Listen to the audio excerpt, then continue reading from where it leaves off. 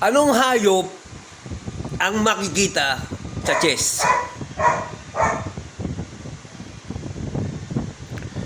May mga sasagot na ang makikitang hayop sa chess ay kabayo. Hindi yun tama eh. Ganito yun. Umuwi ako ng bahay. Magmemeryenda ako. Kumuha ako ng tinapay.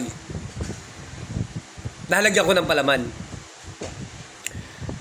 Kaya, naghanap ako ng palaman, binuksan ko yung rep. Naghanap ako ng chess na palaman na ipapalaman sa tinapay. Pagbukas ko ng refrigerator, nakita ko yung daga nandoon sa chess. Kaya hindi ang kabayo ang tamang sagot na makikita sa chess. Ano? Di ba daga?